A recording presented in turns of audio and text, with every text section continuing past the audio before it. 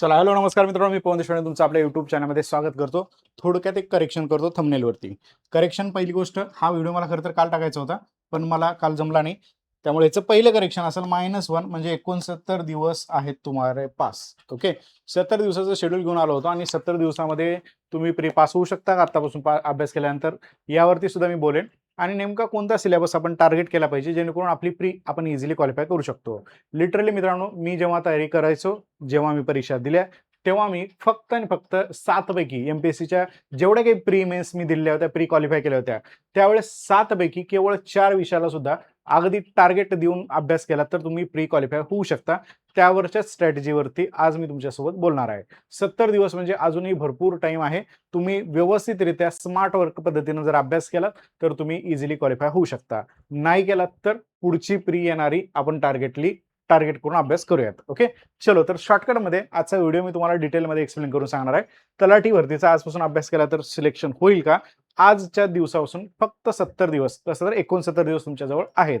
प्रत्येक तासाचा कशा पद्धतीने आपल्याला वापर करायचा आहे हे आजच्या सेशनमध्ये आपण बोलणार आहोत. ओके, स्वतः तलाठी असल्यामुळं मला प्रत्येक विद्यार्थ्याकडून एकच गोष्ट असं वाटते की माझे सगळे विद्यार्थी देखील या पदाला सिलेक्ट व्हावं आणि याच हेतूनं मी मागे 2023 मध्ये सुद्धा सर्वाधिक रिझल्ट महाराष्ट्रातले तलाठी भरतीचे तुम्हाला दिलेले आहेत. ओके, यानंतर सुद्धा आपल्याला प्रॉपर स्टेप बाय स्टेप अभ्यास करून तलाठी भरतीचे रिझल्ट जे आहेत ते रिझल्ट आणायचे आहेत. आणि एक शब्द तुम्हाला देतो, जो विद्यार्थी तलाठी भरतीला फोकस करून अभ्यास करेल त्याची कंबाईन मधल्या इतर परीक्षांच्या प्री आरामात तुम्ही निघू शकता. ओके, चलो सर, स्टेप बाय स्टेप एक गोष्टी.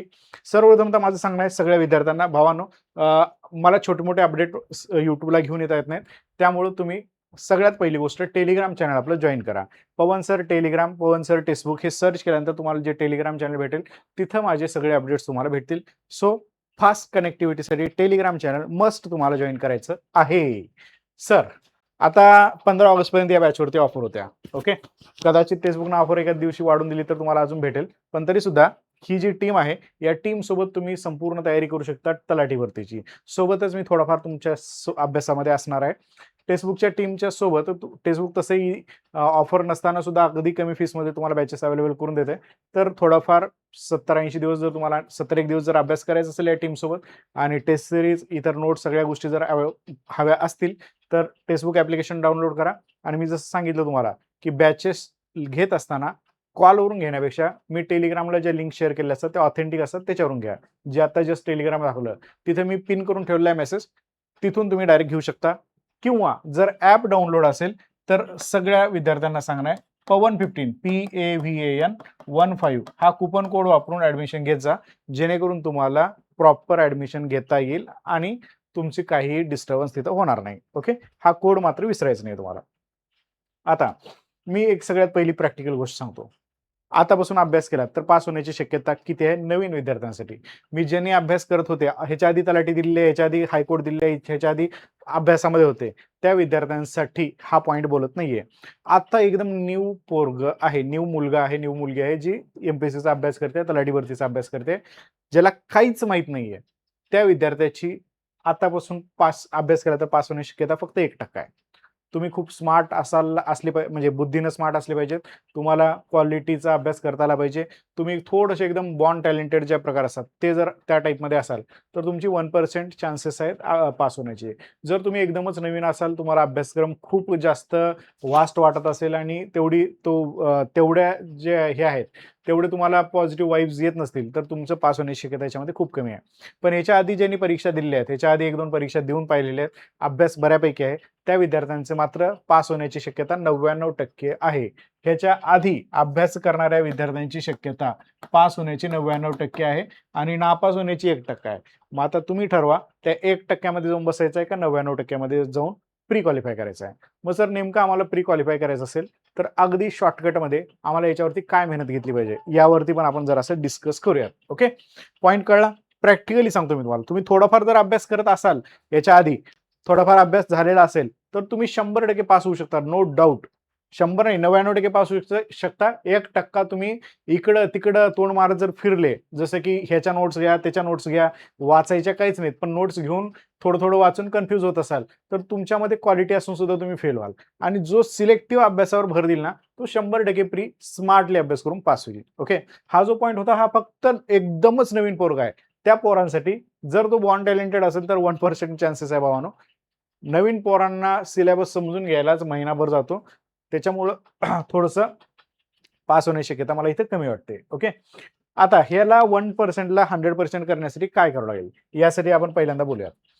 पहिली गोष्ट, सगळ्यात महत्त्वाची गोष्ट, पहिल्या सगळ्या एक्झामचे कट ऑफ चेक करा. कट ऑफ तुम्हाला लक्षात येईल ऑन एन एव्हरेज 45 ते 55 याच ह्याच्यामध्ये कट ऑफ लागत असतात सगळ्या परीक्षांचे. 45 टू 55 मध्येच तुमचे कट ऑफ लागत असतात. एखादी एक्झाम असेल ज्याच्यामध्ये थोडंफार जास्त जाईल, एखादी एक्झाम असेल त्याच्यामध्ये थोडंफार कमी होईल. ऑन एन एव्हरेज आता त्याच्या आधीच्या परीक्षामध्ये तर खूप कमी लागला होता. 19-20 पर्यंतचे कट ऑफ पण आपण पाहिले आहेत. ओके. ते सगळं सोडा. एक मीडियम लेव्हलचा पेपर आहे आणि आत्ताच्या जागा ज्या आहेत तशा जागा असतील, तर कट ऑफ जो आहे तो कट ऑफ 50 ते 55च्या दरम्यान लागेल, असं मनात पकडून तुम्ही तुमचं टार्गेट सेट करू शकता. Okay. Previous year cut off 50 ते 55च्या दरम्यान लागत असतात. 50च्या अवतीभोवतीच फिरत असतात. मग आता त्याच्यानुसार तुमचा अभ्यासक्रम जो आहे तो 100 पैकी लक्षात ठेवा, 100 पैकी एनीहाऊ तुम्हाला 55 प्लस मार्क पडले पाहिजेत. याच्या पुढे एक मार्क पडण्यासाठी आता इथे मी 60 प्लस म्हणायला पण मला काही फरक पडत नाही, कारण मी फक्त बोलतोय ना. पण विद्यार्थी असताना त्या 55च्या पुढे एक मार्क पडण्यासाठी खूप जास्त मेहनत लागत असते. त्यामुळं आपले टार्गेट जे आहे ते अव्वाच्या सव्वा न ठेवता 100 पैकी 55 प्लसचं टार्गेट आपण सेट करून अभ्यास करणं गरजेचं आहे. म्हणजे यापेक्षा जास्त मार्क आपल्याला जर पडले तर आपण इझिली कोणालाही न विचारता प्री आपली जी आहे ती प्री आपण क्वालिफाय होऊ शकतो. ओके. चला, तर पहिलं टार्गेट तुम्ही आजच्या दिवसापासून सेट करायचं आहे, मला 55 प्लस मार्क घ्यायचे. मग आता मी 55 प्लस मार्क कोणत्या विषयात घेऊ? पहिली गोष्ट, सिलेबस तुम्हाला माहिती पाहिजे. सिलेबस सर्वांना आतापर्यंत माहिती झाला असेल, माहिती झालं नसेल तर परत एकदा रिपीट करून सांगतो. आणि मी ज्या पद्धतीनं अभ्यास करायचो त्याची देखील तुम्हाला स्ट्रॅटेजी थोडक्यात सांगण्याचा प्रयत्न करतो. लक्षात ठेवा, इथं तुम्हाला 7 विषय असणार आहेत. 100 प्रश्न असतात, 100 गुण असतात. ओके. आणि 1 तासाचा वेळ असतो. निगेटिव्ह मार्किंग याच्यामध्ये असतं. ओके. तर पूर्व परीक्षा जी आहे ती पूर्व परीक्षा तुम्हाला 100 प्रश्नाची दिसते. मुख्य परीक्षेच्या बाबतीत आत्ता बोलण्यामध्ये काही मजा नाहीये, त्यामुळे पूर्व परीक्षेबद्दल बोलूयात.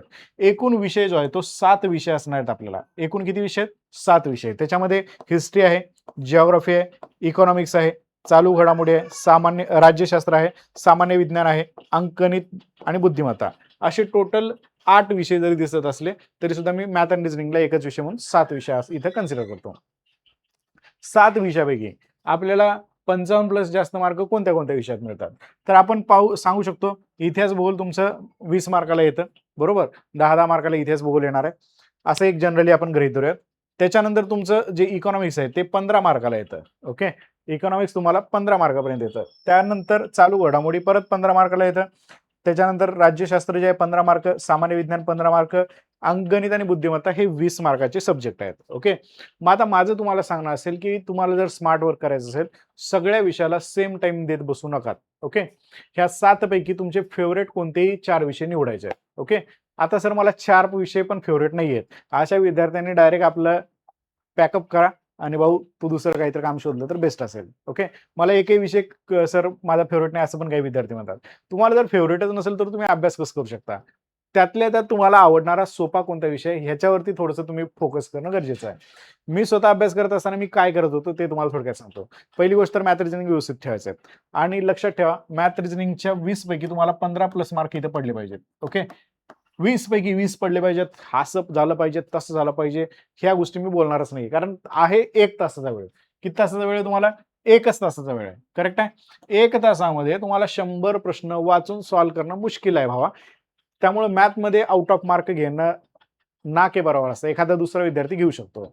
हेच जर सरळ सेवेचं असतं ना, तर मॅथमध्ये 25 पैकी 25 मार्क घ्या, असंच मी सांगितलं असतं आणि पोरं घेत पण आहेत, कारण तिथं 2 तासाचा टायमिंग असतो. त्यामुळं मॅथ रिझनिंगमध्ये 20 पैकी 15 प्लस मार्क पडलेच पाहिजेत. यावरती मॅथची माझी सिरीज चालू होईल. ओके. लाईव्ह लेक्चरमध्ये मी अशाच टॉपिकवरती तयारी करून घेईन, ज्या टॉपिकमधून तुम्हाला आणखीन चांगलं मॅथ रिझनिंग होईल. ओके. मॅथ रिजनिंग मध्ये 15 प्लस मार्क पडले पाहिजेत. पॉलिटीमध्ये भरपूर विद्यार्थी 13, 14, 15 आउट ऑफ पण मार्क घेतात. तुमचं आता टार्गेट ठेवा की बाबा मला 13 प्लस तरी मार्क पडले पाहिजेत. नवीन पोरगा असला तरी सुद्धा पॉलिटी आउट ऑफ सिलेबस येत नाही. बऱ्यापैकी तुमच्या पुस्तकातलाच भाग 99% तुमचा पॉलिटीला येत असतो. 13 प्लस मार्क पडले पाहिजेत. सायन्समध्ये परत पोरग काय होतं, थोडंसं डगमगतं, गडबडतं. ओके, याच्यामध्ये तुमचे 10 प्लस मार्क आले तर तुमचा तो गुड स्कोर आहे असं म्हणू शकतो नवीन पोरांसाठी. ज्यांचं बॅकग्राऊंड सायन्स आहे तो पोरगा 12 प्लस पण मार्क घेऊ शकतो सायन्समध्ये. ओके, पण जे आर्ट कॉमर्स बॅकग्राऊंड मधून शिकलेले विद्यार्थी आहेत ते कमीत कमी 10 प्लस तरी मार्क इथं तुम्हाला घेणं अपेक्षित आहे. आता परत इकॉनॉमिक्स, ज्यांचं सायन्स झालं त्याला इकॉनॉमिक्स अवघड जातं, बाकी आर्टवाल्यांना इकॉनॉमिक्स सोपं जातं. तुम्ही इथे चांगला स्कोर करू शकता. ॲव्हरेज पकडून चला 12 प्लस स्कोर तुमचा इथे झाला पाहिजे. ओके, आता जर मला पर्सनली विचारला सर नेमकं तुम्ही हेच विषय करायचे का, तर लिटरली सांगतो मी इकॉनॉमिक्समध्ये मला जास्त इंटरेस्ट नव्हता. माझे इंटरेस्टेड विषय होते, पहिली गोष्ट मॅथ रिजनिंग, दुसरी गोष्ट पॉलिटी, तिसरी गोष्ट माझा सायन्स होता आणि चौथी गोष्ट मी जिओग्राफी हा विषय घ्यायचो. ओके, जिओग्राफी हा विषय घ्यायचो जरासा टेक्निकल आणि सायन्सशी रिलेटेड असल्यामुळं जिओग्राफी मला व्यवस्थितरित्या मार्क देऊन जायचं. ओके, आणि एखादा विषय याच्यातला चालू घडामोडीचा सगळ्यांचा सोसो असतो त्या पद्धतीने मी माझा 4 विषयावर करायचो. या 4 विषयातून मॅक्झिमम मार्क मिळवणं हे माझं टार्गेट असायचं. ओके, आणि सोबतीला चालू घडामोडी व्यवस्थितरित्या करून ठेवायचं, जेणेकरून मला चालू घडामोडीमध्ये पण चांगल्या 10 मार्क पडले तरी खूप बेस्ट राहायचे तिथं. ओके, आता जर स्कोर काउंट केला, इथं 15, ओके, इथं 25, ओके, म्हणजेच या ठिकाणी 13 आणि हे 12 25 आणि हे 15 म्हणजे इथे 40 मार्क झाले आपले. 40 आणि हे 10 परत 50-52 मार्क इथं होत आहेत आपले. बरोबर, म्हणजे ह्या 4 विषयातून तुम्ही इझिली, काही विद्यार्थ्यांचं कमी असेल एखाद्या विषयात जरी कमी मार्क पडत असले तरी सुद्धा तुम्ही ह्या 4 विषयातून 50 प्लस मार्क घेऊ शकता का नाही, घेऊ शकता. आता उरलेल्या 3 विषयामध्ये परत इतिहास असेल, ओके, भूगोल असेल आणि चालू घडामोडी असतील. हे परत 3 विषय आपल्याला इथं शिल्लक दिसतात.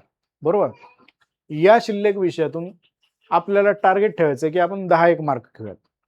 जे काही आपले 20 आणि हे परत 15 35 एक आहेत, त्याच्यामधून आपल्याला 10 प्लस तरी मार्क घेणं जर जमलं समजा, तर आपण या ठिकाणी चांगल्या सेफ झोनमध्ये जाऊ शकतो 55 प्लसच्या.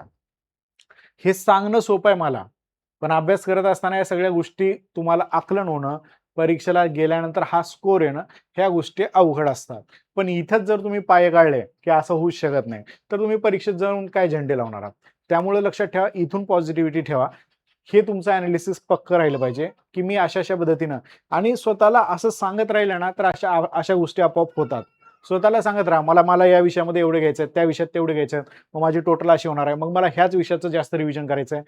हे हे असं स्वतःकडून करून घ्या. या विषयामध्ये मला जास्तीत जास्त रिव्हिजन द्यायचं आहे, या विषयात तुम्हाला जास्तीत जास्त मार्क मिळवायचे आहेत. या पद्धतीने जर आपण तयारी केली तर आपले मार्क चांगले होऊ शकतात. ओके, मग सर आता तुम्ही म्हणताय तसं हे 4 विषय आम्ही केले. 4 विषयाला टाइम किती दिला पाहिजे, हा पण इम्पॉर्टंट पॉईंट आहे ना. 4 विषयाला टोटल टाइम किती दिला पाहिजे आणि मग बाकीच्या विषयांना किती टाइम दिला पाहिजे, ह्यावरती सुद्धा थोडक्यात मी सांगण्याचा प्रयत्न करेन. तास किती दिले पाहिजेत सगळ्यांचे. ओके, चलो ठीक. आता एक एक गोष्ट बोलतो. पहिली गोष्ट, आता दिवस किती आहेत, आज जर व्हिडिओ अपलोड झाला असेल तर 69 दिवस आहेत, तरी ॲव्हरेज 70च पकडूयात. 10 तास कमी केलं तरी चालतंय. 700 तास आहे तुमच्याकडं. रोज 10 तास अभ्यास करताय. अभ्यास तर केलाच पाहिजे 10 तास. 10 तासापेक्षा कमी अभ्यास करून तुम्हाला जमणार नाही, कारण परीक्षा दिसते समोर तुम्हाला. पोरं 15-15 तास अभ्यास करतायत. जे प्रॉपर एमपीएससीचे करणारे पोरं आहेत ते 15-15, पण तेवढं पण करायची गरज नाही वाटत मला. 10 तास तुम्ही रेग्युलर अभ्यास केला पाहिजे. 10 तासामध्ये लक्षात ठेवा, मी थोडंसं डिवाइड करून देतो. माझ्यासाठी तुम्ही 150 तास द्यायचे तुम्हाला. 150 तास कशासाठी द्यायचे आहेत, तर मॅथ आणि रिझनिंगसाठी तुम्हाला 150 तास द्यायचे आहेत. ओके, मॅथ आणि रिझनिंगसाठी 150 तास. बरोबर, मी याच्या आधी पण एक मॅथ रिझनिंगचा टाकलाय टॉपिक, ते व्हिडिओ टाकलाय. त्याच्यामध्ये तर आणखीन थोडासा कमी वेळ मागतो मी तुम्हाला. 125 ते 150 तास जर तुम्ही आत्तापासून दिलात तर मी गॅरंटी देऊ शकतो तुम्ही इझिली 15 पर्यंत स्कोर करू शकतात, इझिली मॅथ रिझनिंगमध्ये. फक्त थोडंसं आता मला पण स्वतःला मोटिवेट होऊन लेक्चर रेग्युलर घेणं गरजेचं आहे. युट्यूबला लाईव्ह रेकॉर्डेड स्वरूपात ॲप्लिकेशनवरती हे लेक्चर्स माझे होतील. ओके, सुरुवातीला युट्यूबला काही लेक्चर्स घेऊन तुम्हाला चांगल्या पद्धतीने मॅथ रिझनिंग बिल्ड करून द्यायचा प्रयत्न करतो. ओके, मॅथ रिझनिंगमध्ये तुम्हाला 150 तासाचा टाइम द्यायचा आहे.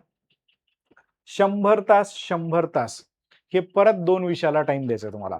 आता ते 2 विषय कोणते, परत एकदा रिपीटमध्ये बघून घ्या. पॉलिटी आणि सायन्स ह्या 2 विषयाला तुम्हाला काय करायचं आहे, 100 आणि 100 तासाचा शेड्यूल द्यायचा आहे. मग आता ह्या 3 विषयामध्ये तुम्ही किती मार्कापर्यंत पोहोचता, 20 आणि हे 30, 50 मार्काचा अभ्यासक्रम तुम्हाला 350 तासामध्ये कंप्लीट करायचा आहे. ॲक्चुअलमध्ये तुमच्याकडे किती तास आहेत? 700 तास आहेत आजच्या मिनिटापासून. तुम्हाला 350 तासामध्ये कंप्लीट होऊ शकतं. आता उरलेले जे 4 विषय आहेत, त्याच्यामध्ये तुम्ही हिस्ट्री पकडू शकता, ओके, जिओग्राफी पकडू शकता, त्याच्यानंतर करंट अफेअर पकडू शकता, बरोबर? आणि आणखी एक विषय राहिला तो कोणता? इकॉनॉमिक्स एक पकडता येईल, ओके. आता ह्या सगळ्या विषयांना इकॉनॉमिक्स ज्यांना चांगल्या पद्धतीने करायचं आहे 100+ तास द्या, ओके. हिस्ट्री सारख्या विषयाला 80+ तास द्या. हा परत जिओग्राफी 70 to 80 हावर्स द्या. करंट अफेअर्स तुम्ही, मला असं वाटतंय की डेली 1 ते 1.5 तास अभ्यास करायचा, म्हणजे 70-80 तास करंट अफेअरला सफिशियंट होतील असा माझा अंदाज आहे. नोट्स वगैरे जरासं फास्ट वाचलं तर तरी सुद्धा करंट अफेअर जरा महत्त्वाचा विषय, त्यामुळे तुम्ही ह्याला 100-1 तास देऊ शकता पोरांनो, ओके. तर सरळ सरळ हिशोब कितीचा बसतोय? 400 - 40 म्हणजे 360चा हिशोब बसतोय आपला, बरोबर. त्याच्यात तुम्हाला याच्यातला एखादा विषय स्किप सुद्धा करता येऊ शकतो प्री पास होण्यासाठी, ओके. डायरेक्ट स्किप नका करू. तुम्हाला वाटले की ह्याच्यातले आणखीन तास मला इकडे पाहिजे तर इकडे टाका, कारण हे तुमचे परफेक्ट विषय असणार आहेत, ओके. परफेक्ट विषय आहे. इकॉनॉमिक्सला मी इथे सुद्धा टाकू शकतो बरं का. इकॉनॉमिक्सचे पण 100 लेक्चर, असे हे 450 तास, ओके. तर अशा पद्धतीनं तुमचं नियोजन जे आहे ते नियोजन बनवा. मॅथ रिझनिंगचे लेक्चर लाईव्ह स्वरूपात तेच टॉपिक घेणार आहे जे कंबाईनला तुम्हाला मॅक्सिमम विचारले जाऊ शकतील, ओके. चला, एकंदरीत मी तुम्हाला सगळं सांगायचा प्रयत्न केलाय. बाकी जर अजून काही डाऊट असतील तर ते डाऊट्स मला नक्की विचारा, ओके. भेटूयात नेक्स्ट व्हिडिओमध्ये. तब तक के लिए thank you, take care, bye bye.